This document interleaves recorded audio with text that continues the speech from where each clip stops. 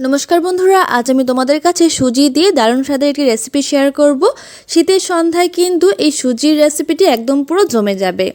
তাহলে চলো চটজলদি এই রেসিপিটি দেখে নিই। তার জন্য সবার প্রথমে আমি একটি বড় পাত্র নিয়ে নিয়েছি। এবার এই পাত্রের মধ্যে নিয়ে নেব হাফ কাপ মতো সুজি। দিয়ে দেব খুবই সামান্য পরিমাণ একটু নুন, খুব বেশি নুন দেব না, খুবই সামান্য পরিমাণ। দিয়ে দেব 1 থেকে 2 টেবিল চামচ মতো চিনি। চিনিটাও কিন্তু খুব বেশি প্রয়োজন পড়ে না।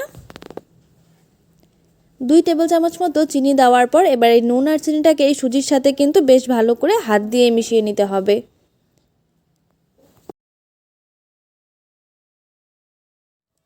তারপর অল্প অল্প করে জল দিয়ে আমরা এর একটা ঘন পেস্ট তৈরি করে নেব। তোমরা চাইলে কিন্তু এই জলের পরিবর্তে দুধও ব্যবহার করতে পারো। দুধ দিলে কিন্তু এই রেসিপিটা খেতে আরও বেশি সুস্বাদু হয়। তোমরা কিন্তু পেস্টটা দেখে বুঝতে পারছো পেস্টটা ঠিক কেমন করে তৈরি করতে হবে। এবার আমরা পেস্টটাকে তৈরি করার পর এটাকে ঢেকে রেখে দেব প্রায় 10 মিনিট পর্যন্ত।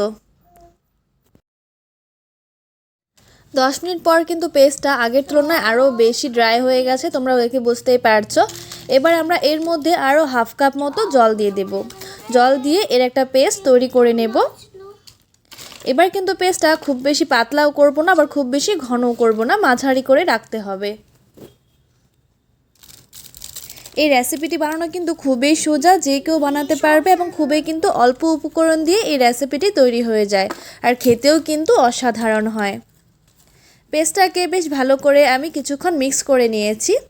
এবার এর মধ্যে দিয়ে দেব হাফ টেবিল চামচ মতো বেকিং পাউডার। তোমরা চাইলে কিন্তু এটা স্কিপ করতে পারো, কিংবা এর বদলে তোমরা ইনো ব্যবহার করতে পারো। এবার এই বেকিং পাউডারটাকেও কিন্তু এই সুজির মধ্যে ভালো করে মিশিয়ে নিলাম। আমি কিন্তু বারবার বলছি তোমরা চাইলে কিন্তু এই বেকিং পাউডারটা স্কিপ করতে পারো, কিন্তু বেকিং পাউডারটা দিলে এই রেজাল্টটা বেশ ভালো আসে। ইনো দিলেও হবে। ব্যাটারটা আমাদের সম্পূর্ণ তৈরি হয়ে গেছে। এবার আমি এখানে নিয়ে নিয়েছি 2টো স্টিলের গ্লাস। এই গ্লাসের মধ্যে সামান্য পরিমাণে একটু তেল দিয়ে দিয়েছি। তেল দিয়ে ভালো করে গ্লাসটাকে ব্রাশ করে নেব, যাতে এই সুজির পিঠাটা খুব ইজিলি গ্লাস থেকে উঠে আসে, কোনো অসুবিধে না হয়। এবার এই 2টো গ্লাসের মধ্যে এই সুজির ব্যাটারটা আমরা দিয়ে দেব। এটা কিন্তু অনেকটা ভাপা পিঠের মতো খেতে হয়। তোমরা অবশ্যই এই রেসিপিটি একবার হলেও ট্রাই করে দেখো। তোমাদের এই রেসিপিটি ভালো লেগে থাকলে অবশ্যই আমার চ্যানেলটিকে সাবস্ক্রাইব করে ভিডিওটিতে একটি লাইক করে দিও, আর পাশে থাকা বেল আইকনটিতে প্রেস করে দিও, যাতে এমন নতুন নতুন ভিডিও আরও তোমাদের কাছে শেয়ার করতে পারি।